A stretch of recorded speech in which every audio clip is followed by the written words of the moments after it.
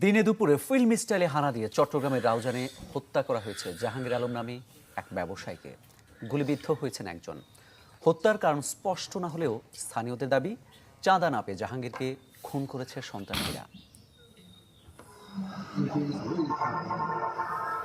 সারিবদ্ধ হয়ে হেঁটে যাচ্ছে একদল সন্ত্রাসী। সবার হাতে অস্ত্র, মুখে কাপড় বাঁধা। দেখলে মনে হবে কোনো যুদ্ধক্ষেত্র। শুক্রবার দুপুরের এই দৃশ্য চট্টগ্রামের রাউজান উপজেলার নোয়াপাড়া এলাকার। হেঁটে যাওয়ার কয়েক মিনিটের মধ্যেই এই সন্ত্রাসীরা হত্যা করে ব্যবসায়ী জাহাঙ্গীর আলমকে। স্থানীয়দের ভাষ্যমতে ঠিক জুমার নামাজের সময় শহর থেকে মোটরসাইকেলে নিজ বাড়িতে ফিরছিলেন জাহাঙ্গীর। সাথে ছিলেন কর্মচারী আব্বাস। সন্ত্রাসীরা তাদের পথ আটকে বেপরোয়া গুলি চালালে ঘটনাস্থলে প্রাণ হারান জাহাঙ্গীর। গুলিবিদ্ধ হন কর্মচারী মোহাম্মদ আব্বাস। আজকে সকালে আসছে, বার্মা গেছিল উনি ব্যবসায়ী কাজে। উনি আজকে সকালে আসছে।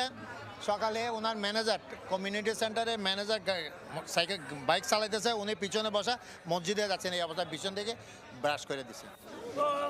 নিহত জাহাঙ্গীর আলম নগরীর আসাদগঞ্জের শুটকি ব্যবসায়ী।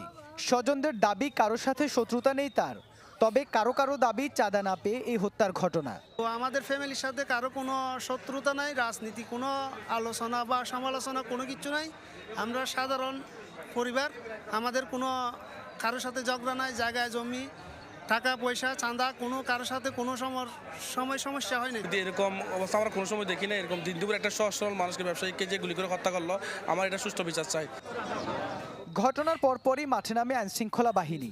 জড়িতদের শনাক্তের চেষ্টা চলছে বলে জানান এই কর্মকর্তা। এখন পর্যন্ত বিস্তারিত জানা যায়নি, তবে অনুসন্ধান বা মূল ঘটনাটা বের করার জন্য কাজ অব্যাহত রয়েছে। পুলিশ ওখানে ঘটনাস্থলে আছে এবং গোয়েন্দা শাখার যারা কাজ করছে, ঘটনার জড়িত যাদের তাদের গ্রেপ্তারের জন্য অভিযান অব্যাহত রয়েছে। গত কয়েক মাসে এই নোয়াপাড়ায় ৩০টিরও বেশি সংঘাত সহিংসতার ঘটনা ঘটেছে। ফলে আতঙ্কের মধ্যে রয়েছে এলাকার বাসিন্দারা। ইবেন মির, চ্যানেল 24, চট্টগ্রাম।